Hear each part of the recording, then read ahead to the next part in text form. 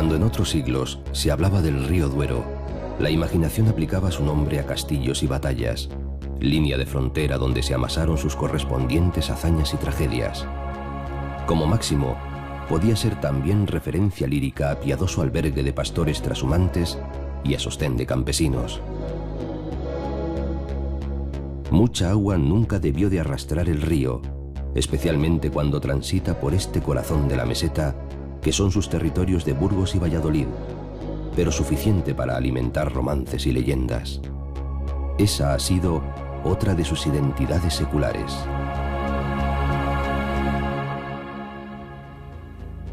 Ahora su nombre se liga con más frecuencia al vino. Padre, cuidador, vigilante de vinos. ¿Desde cuándo? Se sabe con certeza que ya en el siglo XII llegaron a estos pagos a fundar el actual monasterio de Valbuena unos monjes venidos de Borgoña. ¿Y qué iban a traer? Sino cantos místicos y plantones de vid. Pero no hace mucho más de 100 años que los oscuros y recios vinos de la región se transformaron en auténticas joyas de la gastronomía.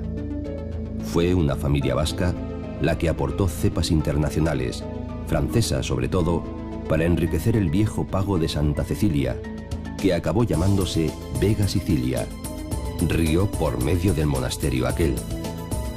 Un siglo más tarde, en los años 70 del 20, aparecería Alejandro Fernández en Pesquera de Duero para dar ejemplo a los pequeños viticultores que no habían contado hasta entonces con sabiduría y medios para explotar aquel tesoro.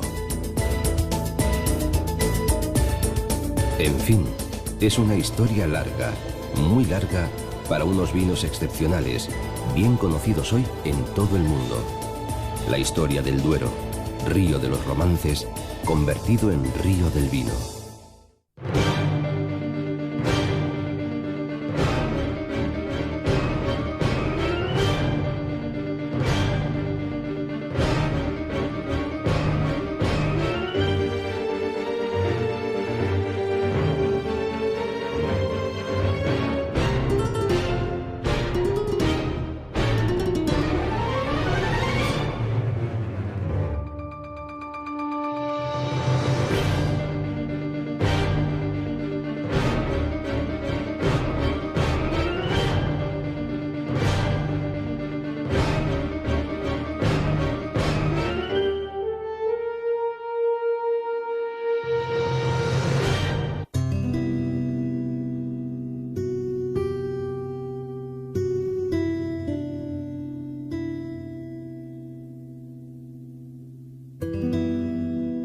Lentas, solemnes, adormecidas, abandonan las aguas la provincia de Burgos y penetran en la de Valladolid, dentro de su enorme cubeta geológica, entre desmontes y lomas medio calvas que ellas mismas han organizado, testigos áridos sobre el ondulado páramo cerealista y pobre que las rodea.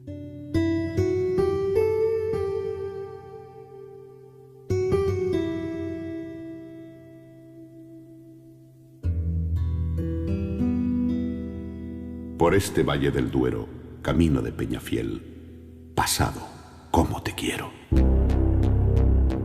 Enseguida llama de lejos el Duero a las puertas de Peñafiel, que posee un río más particular e íntimo llamado Duratón, también cargado de hoces y de arte románico. Poblado estratégico, hace 1000 años se hablaba ya del castillo como de la Penna Fidele.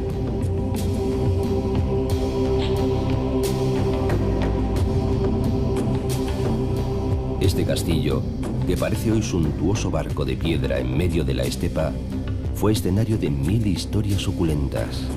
En él, por ejemplo, cercó la peleona Urraca, reina de León y de Castilla, a su propio marido Alfonso I, rey de Aragón, el batallador, lo apodaban a él.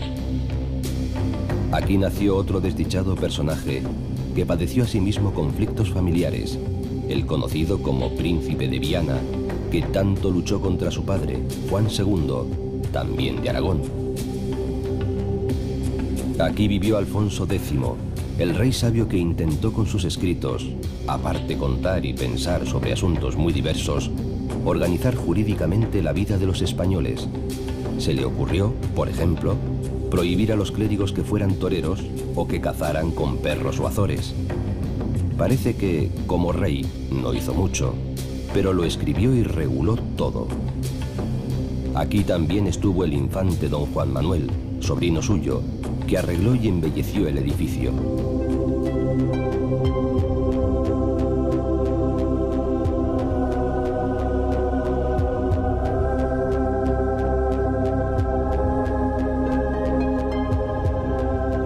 La gloriosa y pétrea fortaleza, en fin, ya con tanta nobleza entre sus piedras, se ha convertido recientemente en museo de vinos, no menos noble y amabilísimo lugar para entretenerse dentro de él.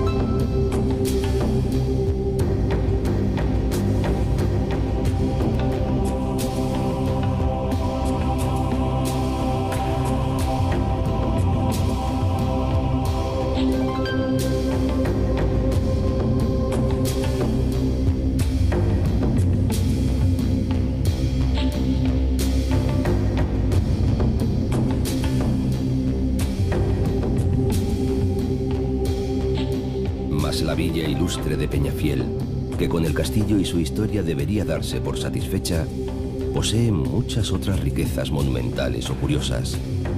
Varias iglesias, conventos, bodegas subterráneas, hermosas calles viejas y una de las plazas más vistosas de España, del Coso llamada, que siempre ha sido recinto de festejos, sobre todo gracias a la mano de obra de los toros. Mas para saborear el rico queso del lugar y el lechazo asado, no se precisa fiesta alguna.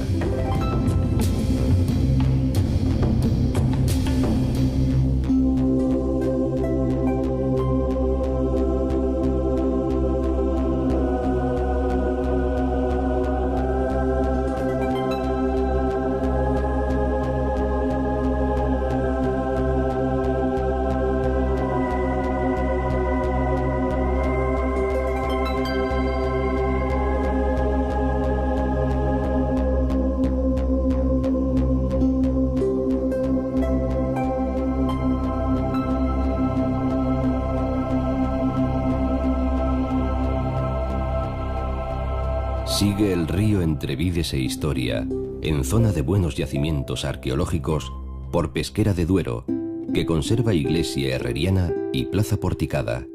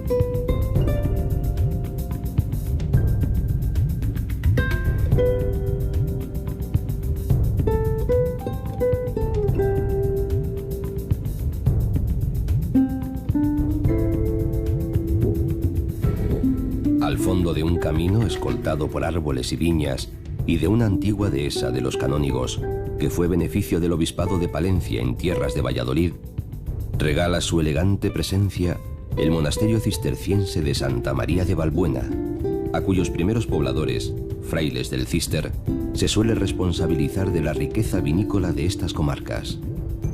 Y, ¿por qué no?, también a la remota condesa Estefanía, nieta del conde Ansúrez, pues ella pagó el viaje y los trabajos a los monjes blancos franceses a partir del año 1143.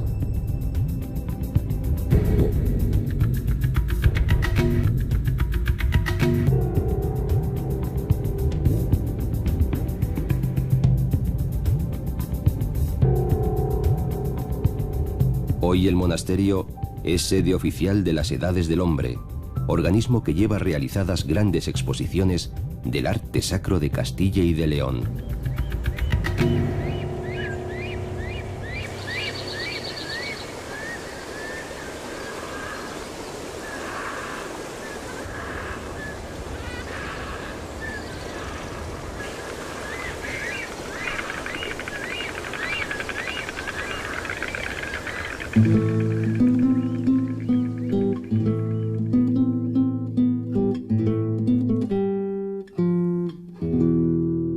Las dos quintanillas, la de arriba y la de abajo, esta última rebautizada como de Onésimo, ensartan hoy sus nombres con las excelencias de sus vinos.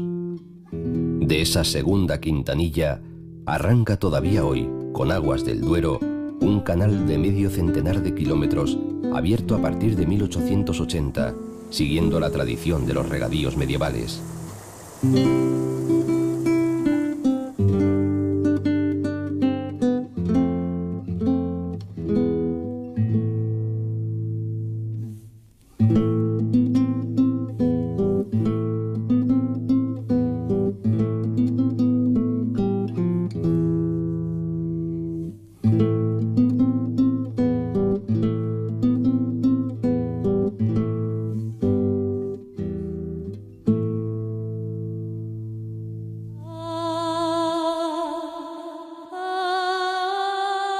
Las bodegas Vega Sicilia, que son la leyenda dorada del vino tinto español, se sitúan en Valbuena de Duero, en una finca y una vega que siguen el curso del río.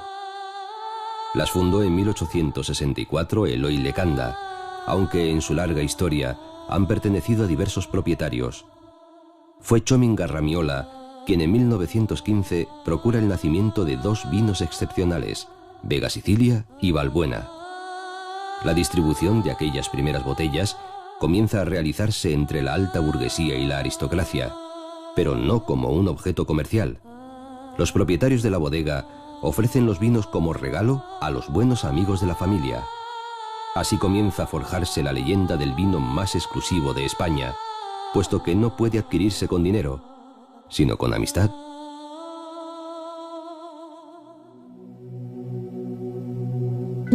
A Valladolid no se llega directamente por el Duero, que se esté a una docena de kilómetros al sur, sino por el Valle del Pisuerga, el río que sí pasa por la ciudad, y bien a propósito. Valladolid es hoy una ciudad grande, joven, comercial, vibrante, industriosa, que se desborda por todos sus costados, capital de la comunidad autónoma de Castilla y León. Hace 1000 años era apenas una aldehuela en tierras llanas y fecundas que el rey leonés Alfonso VI regaló a su consejero y amigo, el conde Pedro Ansúrez.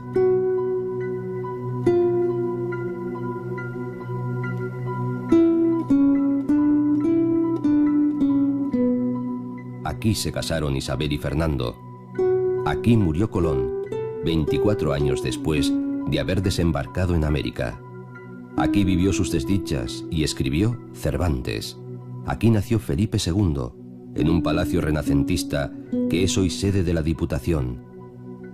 Cuentan que sacaron al infante por una ventana para llevarlo a bautizar a la cercana iglesia gótica de San Pablo. Este mismo personaje, ya rey, decidiría 33 años más tarde, en 1560, trasladar la capitalidad a Madrid, episodio que marcaría el declive de la ciudad.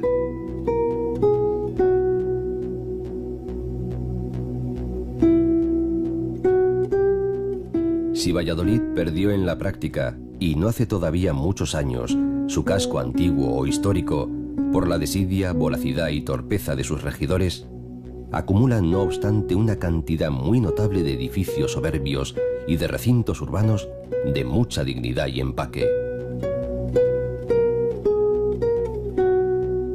Lujosos palacios,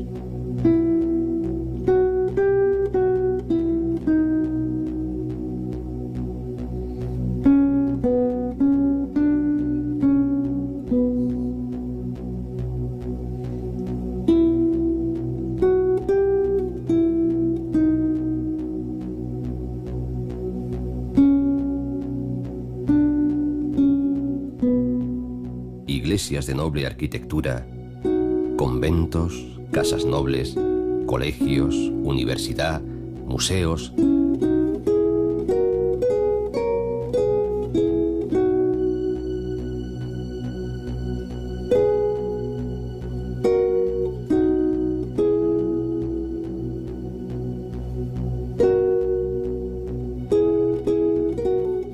Una espléndida y renovada plaza mayor, el rico jardín decimonónico del Campo Grande,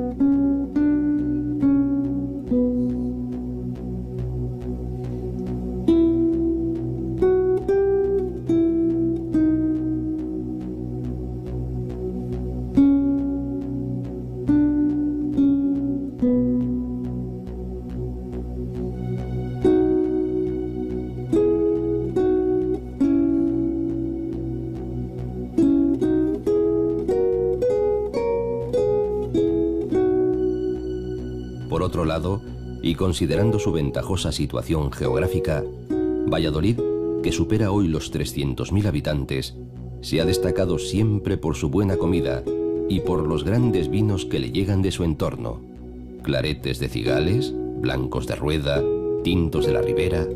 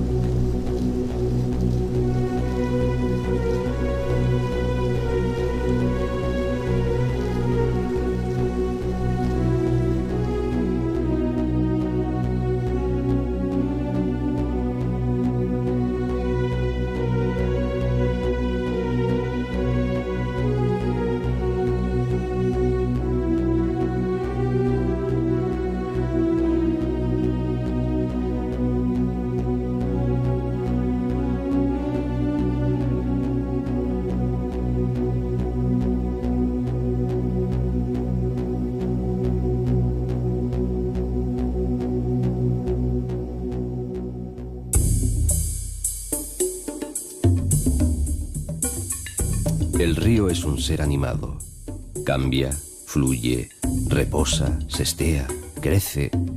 Si no se acerca a la gran capital, tampoco quiere mirar, salvo de lejos, los muros históricos de otra pequeña ciudad muy próxima, Simancas.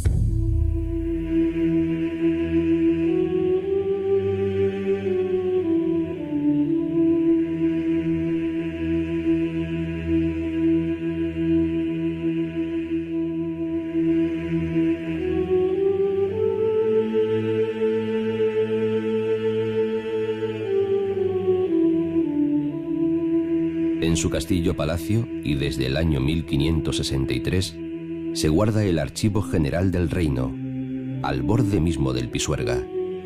Sus casonas y el trazado de sus calles, su estupenda plaza mayor, conservan aún la atmósfera y el aroma del pasado.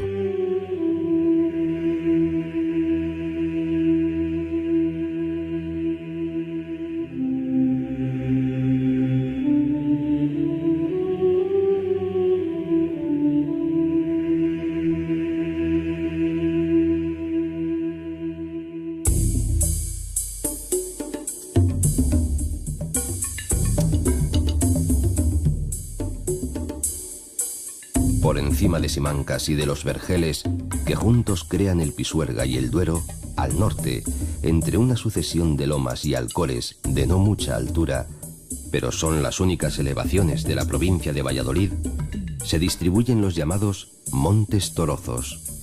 Allí se ocultan, en valles de modesta vegetación y monte bajo, pequeños pueblos con preciosas iglesias mozárabes y románicas, castillos e insólitos monasterios.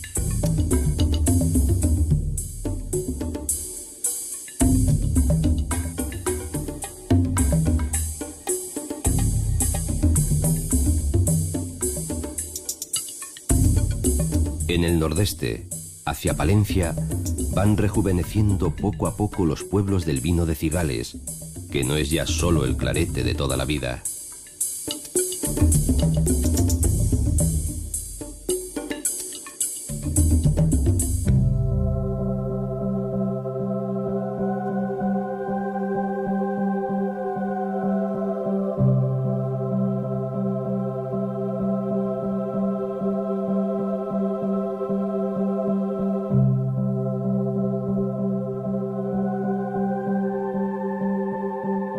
Y en el noroeste, asomado ya sobre la estepa de Tierra de Campos, el pueblo amurallado de Urueña, fronterizo en algún rincón de su larga historia. De campesino y pastoril ha ido pasando a albergue de artistas, músicos sobre todo, gracias principalmente a la laboriosa Fundación Joaquín Díaz.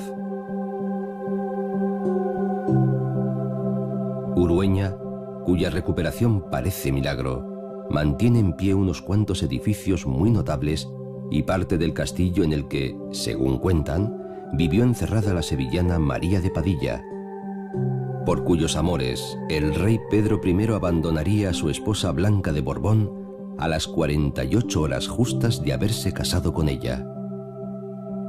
En los castillos sucedían antaño este tipo de cosas.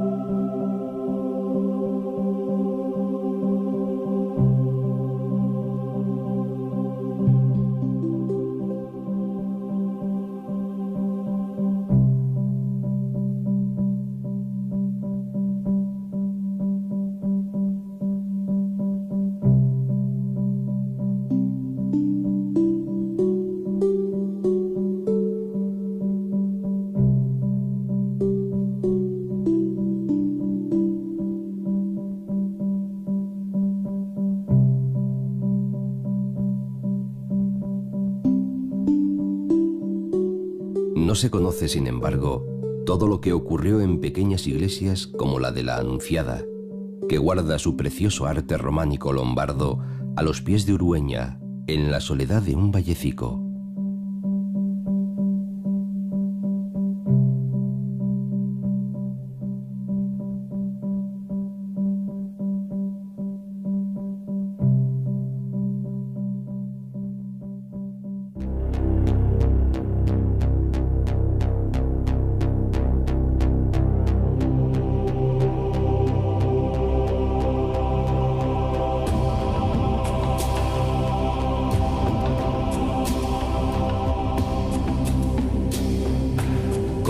cierto ímpetu choca el Duero más tarde, tras perfumarse en montes de pinos, con el talud sobre el que resplandece Tordesillas, rico su cauce ahora tras haber recibido del Pisuerga más aguas de las que él mismo aporta.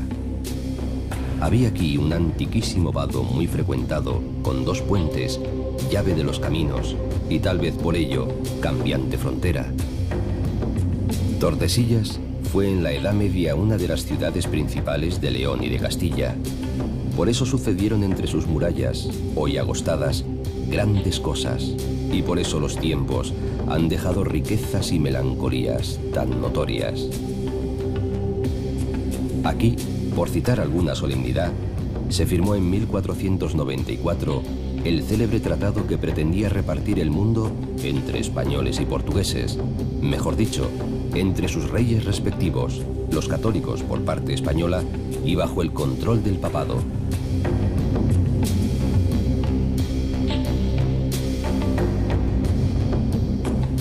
Ciudad cortesana y política, Tordesillas muestra hoy una buena colección de tesoros de su pasado.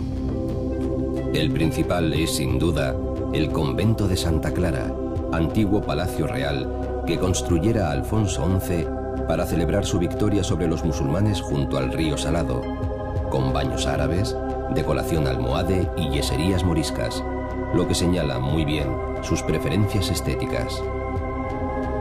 Y entre otras lastimosas y fantasmales presencias, figura la de la pobre y deprimida doña Juana, llamada la Loca, y durante 46 años, nada menos, hasta su muerte en 1555. Triste está la reina, triste, triste, que no está riendo. O la de Leonor de Guzmán, o la de María de Padilla.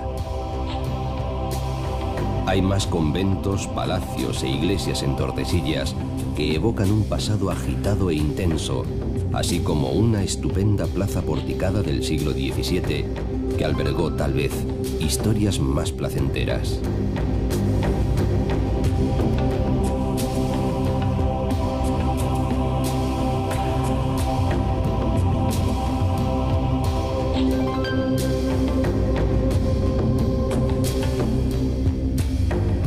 Este asilo de princesas desventuradas, como decía el marqués de Lozoya, es una de las más inquietantes y bellas poblaciones ribereñas del Duero. Mas sigue el Duero su camino de siglos a través de los mismos paisajes que convirtieron en lacrimoso Jeremías al célebre notario de Fromista, don Julio Senador, en su inolvidable libro La canción del Duero. Hace ya 80 años, mas las cosas han cambiado mucho y para bien. Nada encontré en el camino, ni un desmayado sauce que derramara sobre mí sus flores. Tan solo el fúnebre silencio de una campiña taciturna. Así hacía hablar al río el dolorido escritor.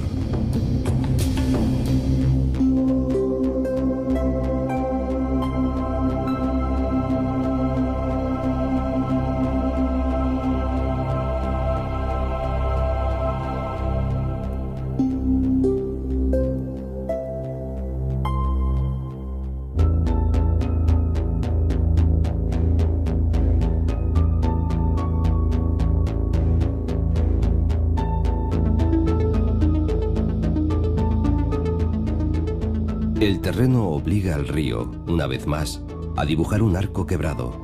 Hay poca población hasta Castronuño, plantado en lo alto del Cerro de la Muela, último pueblo vallisoletano antes de entrar en la provincia de Zamora.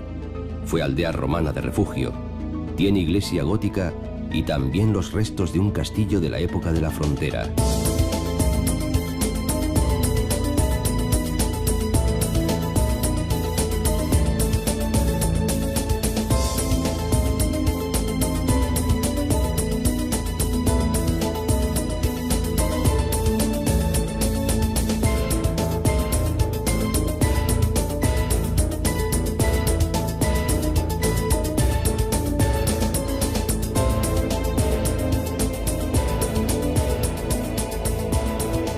Se represan en su entorno las aguas en el embalse de San José, único espacio calificado como natural en toda la provincia. Son casi 1000 hectáreas palustres, muy propicias para el descanso y la nidificación de aves.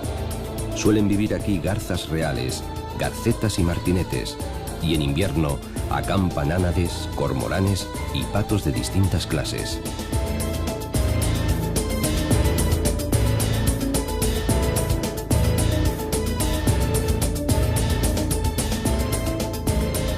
Al costado de estos risueños paisajes siguen vibrando historias antiguas, leyendas imperecederas, emociones secretas.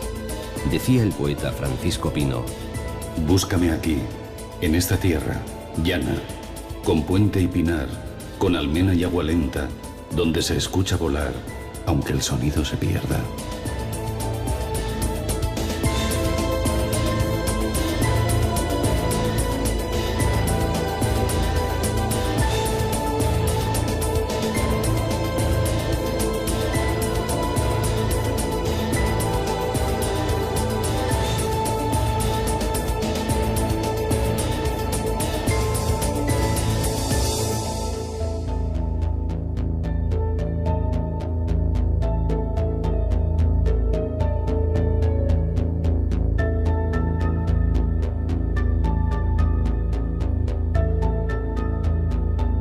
De nuevo, como en Tordesillas, encuentra el río otro murallón, que es ahora sostén de la ciudad de Toro, y ha de rectificar su camino hacia el oeste bajo un suntuoso puente románico con 8 siglos de servicio.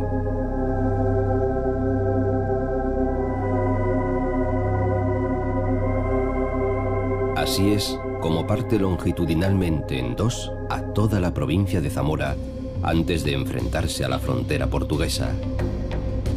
Al norte de su cauce queda la llamada Tierra del Pan, al sur la Tierra del Vino.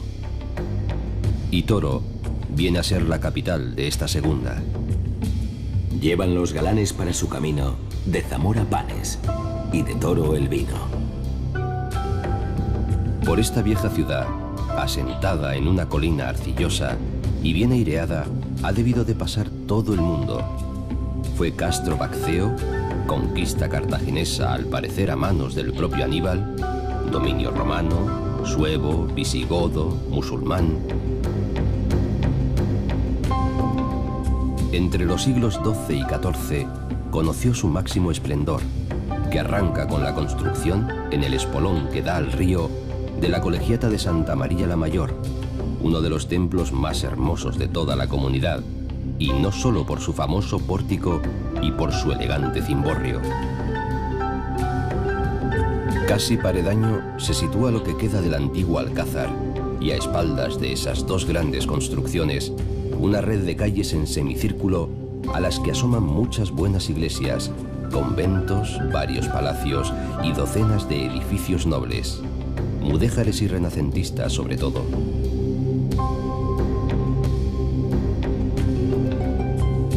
Hay que recordar que Toro fue varias veces sede de Cortes Generales y que más tarde, y hasta 1833, fue también capital de una provincia que llegaba hasta las tierras cántabras de Reynosa.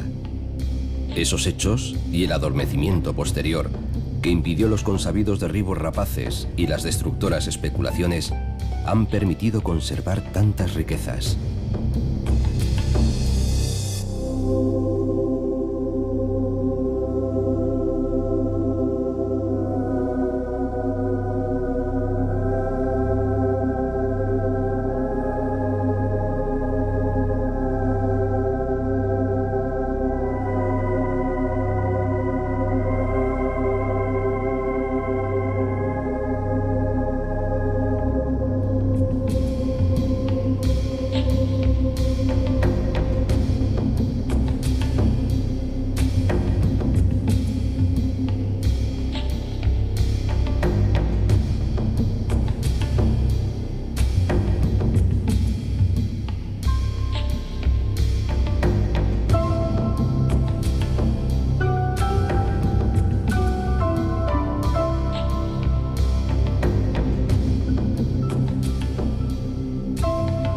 Hoy su riqueza mayor es quizás el vino, del que antaño se decía, es oro, aunque prieto como el moro, muy negro, recio, áspero, gloria medieval. Así lo definía Góngora. ¿Por qué siempre este color el antídoto mejor contra la melancolía? Yo, por alegrar la mía, un rubí desaté en oro. El rubí me lo dio Toro. Parece que era este el vino preferido de los peregrinos jacobeos y en realidad de todos los pobladores del norte de España. El rey leonés Alfonso IX hubo de ceder tierras propias al cabildo compostelano para que produjeran caldos propios para la mesa de obispos, canónigos y chantres. Fue también el vino de las carabelas que viajaban a América, porque lograba mantener su alta graduación alcohólica durante las largas travesías, y hasta cuentan que la Pinta fue bautizada así en honor a ese vino por el fraile toresano Diego de Deza. Más tarde, sería exportación principal a las colonias hasta mediado el siglo XVII.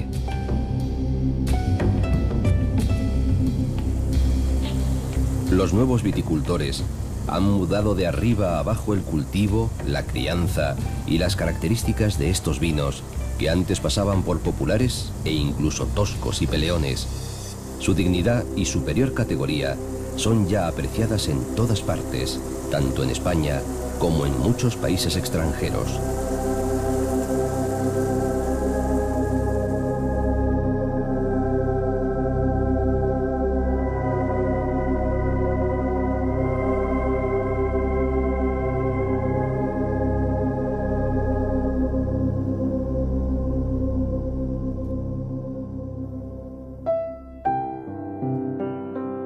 Y sigue su caminar el río hacia Zamora, ciudad de la que lo separan poco más de 30 kilómetros. Son paisajes suaves de vega, con alamedas y pinares, jardín entre los dos costados de páramos y montes bajos.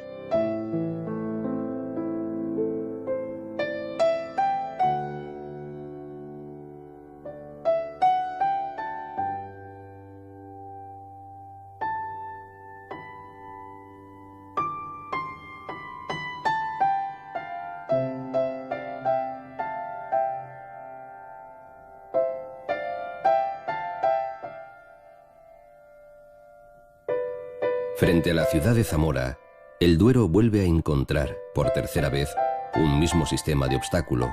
Ha de orillarla, rozar sus muros, pero no se mete dentro.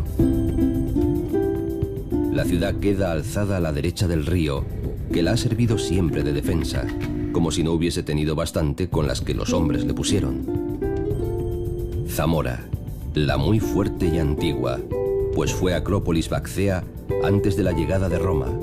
Fue después mansión o posada en la Vía de la Plata, es decir, en la importantísima calzada que unía Mérida con Astorga. Ocelum Duri, Ojo del Duero, a causa del gran puente que salvaba el río.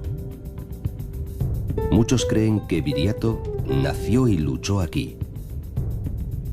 Fue más tarde el límite de asentamiento de los visigodos, y los musulmanes pelearon mucho por ella a los leoneses, aunque solo la tuvieron por poco tiempo. Zamora, la bien murada.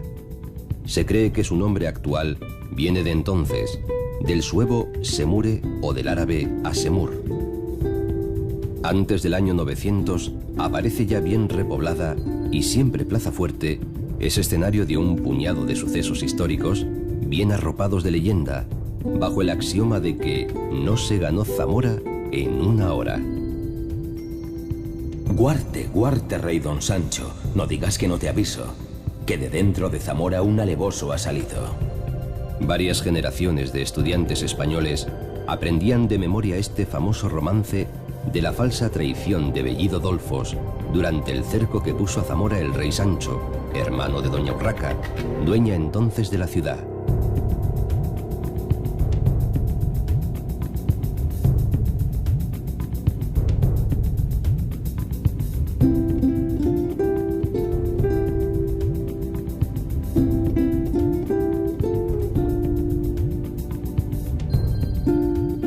Pero Zamora apenas consiguió mantener su prestancia después del siglo XII. Su letargo y decadencia, como ocurrió en Toro, favorecieron la conservación de un buen patrimonio histórico.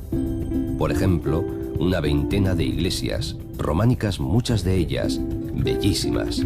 Una catedral también románica y con cimborrio bizantino, pero castigada por las reformas. Algún palacio valioso, como el de los Momos o el de los Alba y Aliste, ahora parador de turismo, así como un urbanismo recoleto y apacible.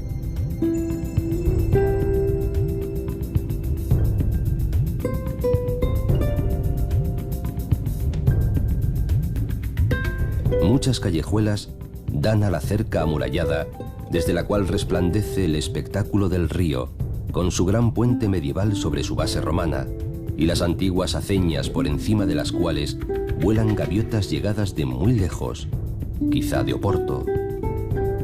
Bajo un cielo luminosamente rojo, escribía Blas de Otero.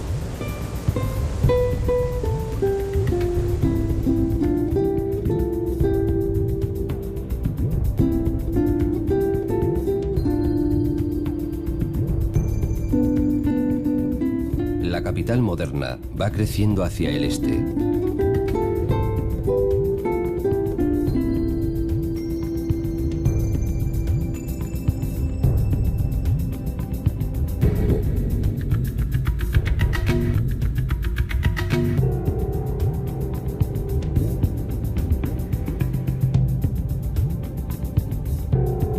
La margen izquierda del río se ha convertido en ameno soto, incluso con playa ocasional, frente al orgulloso perfil de la catedral, las iglesias y el murallón que todavía las protege.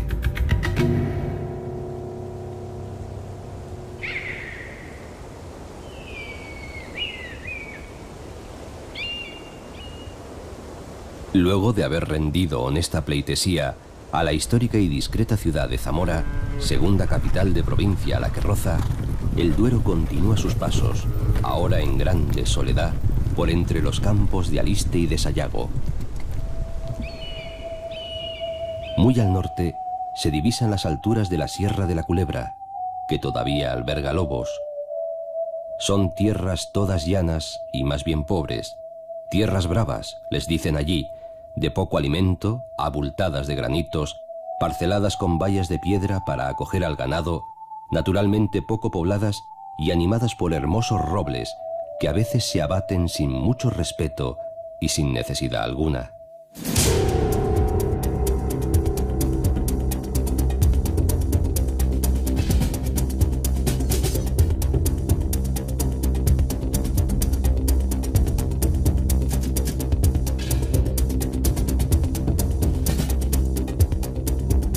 Mas el río no parece buscar amistades y consuelos entre la población zamorana.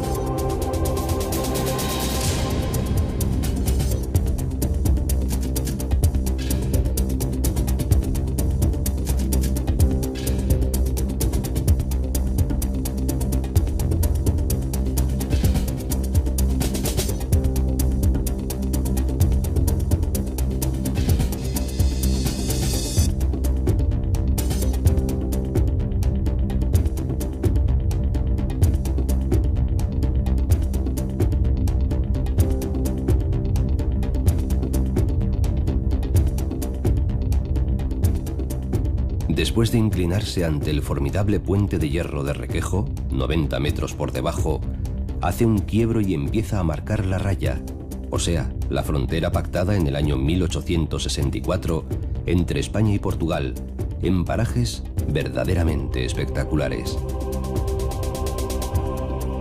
La zona recibe ya el título de Parque Natural de los Arribes del Duero y del Águeda.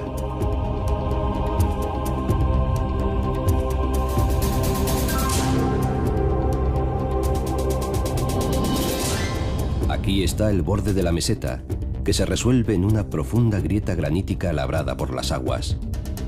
El desnivel total, hasta que el río se mete de veras en Portugal, es de casi 600 metros. Como si se repitiera, pero a la inversa, su historia soriana. Escribió Unamuno, y sin duda tenía razón, que es el paisaje más bello, más agreste y más impresionante de España. Los arribes, o las arribes, que ambos géneros gramaticales ponen por allí a tan extraña y admirable geografía. A lo largo de 122 kilómetros se aprieta furioso el río entre murallas tremendas. La gente local no es demasiado afectuosa con estos frágiles parajes asilvestrados, al contrario que sus vecinos portugueses, que mantienen con esmero sus antiguos cultivos, tanto en los páramos vecinos como en los colgados rincones de los escarpes. Todavía admiran y espantan algunos tramos del largo recorrido, tan largo como que traza gran parte del extremo occidental de las provincias de Zamora y de Salamanca.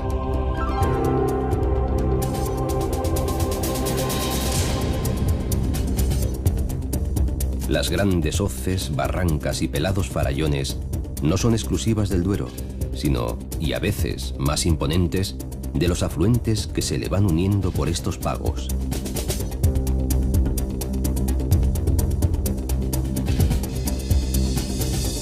En realidad, son muchos y muy diversos los parajes que se exhiben mientras el Duero corre encorsetado y con los frenos de las presas.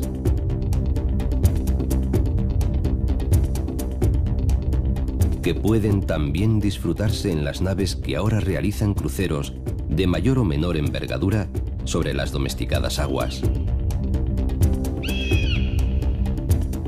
Pero no conviene reducir la curiosidad al propio y solitario río. Dentro o en los aledaños del joven parque natural, en las pobres y pedregosas tierras, tropieza el camino con pueblos que en ocasiones fueron castros prehistóricos, pueblos con ermitas e iglesias antiguas, a veces con berracos de piedra a sus puertas, en algunos lugares llamados mulas, o estelas romanas adosadas a los muros de las casas, despojos de una historia que también pasó y se fijó aquí, aunque huyera luego.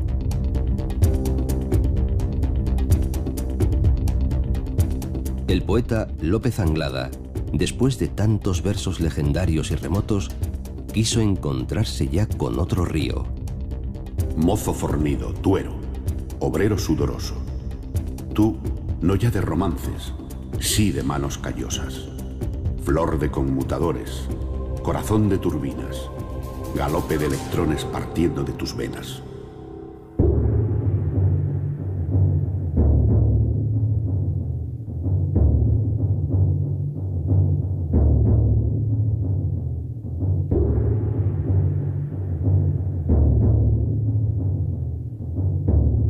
Sin duda, la población más recia y solvente de estos solitarios parajes es la zamorana Fermoselle, más o menos a medio trecho del paseo fronterizo del río, cerca de su unión con el Tormes. Es villa tan específica del Duero, ganadera y agrícola, que últimamente se dedica con preferencia al buen vino, a base sobre todo de una uva autóctona que porta el extraño nombre de Juan García y tiene un gusto peculiar.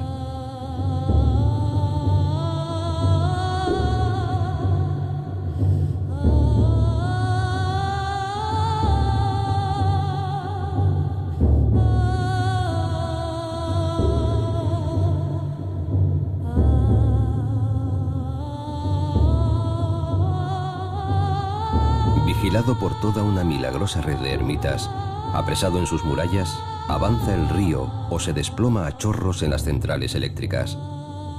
Toda su historia parece disolverse en el gigantismo de esas industrias y en el espacio inmenso de los embalses de Ricoballo y de la Almendra, henchidos por sus parientes Esla y Tormes. Mas el río no termina.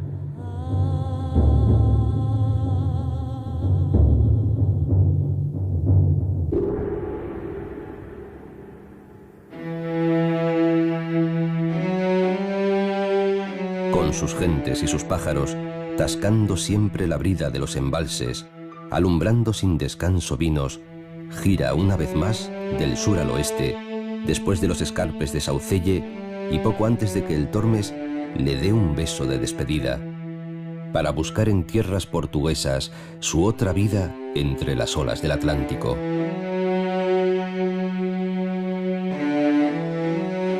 Unamuno, en extraños, risueños, un poco estrambóticos versos, resumía la historia y la vida de este gran río que amaba tanto.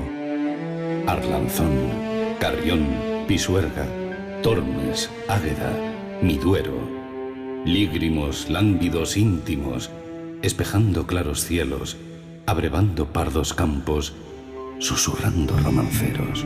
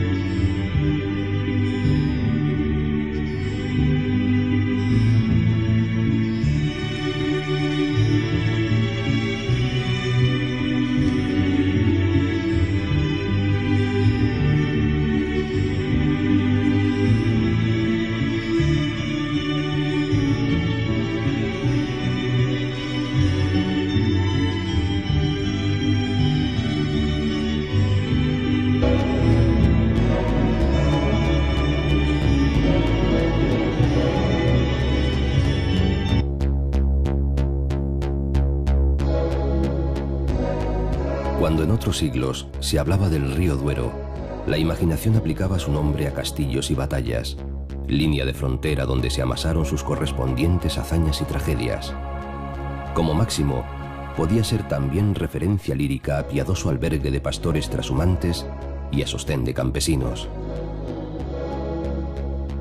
Mucha agua nunca debió de arrastrar el río, especialmente cuando transita por este corazón de la meseta, que son sus territorios de Burgos y Valladolid, pero suficiente para alimentar romances y leyendas.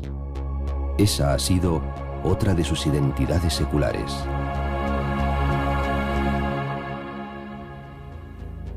Ahora su nombre se liga con más frecuencia al vino. Padre, cuidador, vigilante de vinos. ¿Desde cuándo? Se sabe con certeza que ya en el siglo XII llegaron a estos pagos a fundar el actual monasterio de Valbuena unos monjes venidos de Borgoña. ¿Y qué iban a traer? Sino cantos místicos y plantones de vid. Pero no hace mucho más de 100 años,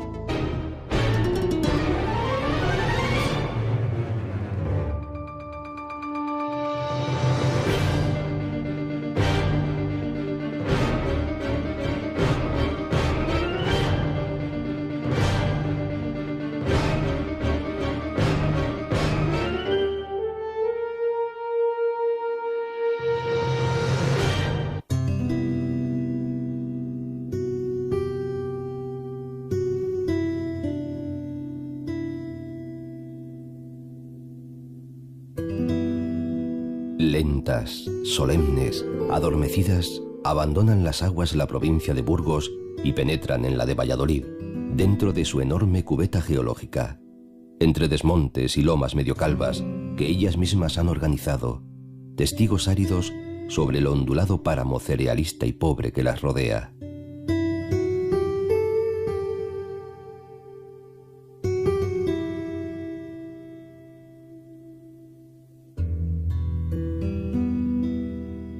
Por este valle del Duero, camino de Peñafiel, pasado, cómo te quiero. Enseguida llama de lejos el Duero a las puertas de Peñafiel, que posee un río más particular e íntimo llamado Duratón, también cargado de hoces y de arte románico. Poblado estratégico, hace 1000 años se hablaba ya del castillo como de la Penna Fidele.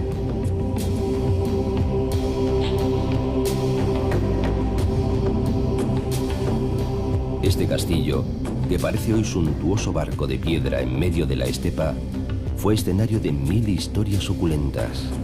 En él, por ejemplo, cercó la peleona Urraca, reina de León y de Castilla, a su propio marido Alfonso I, rey de Aragón. El batallador, lo apodaban a él.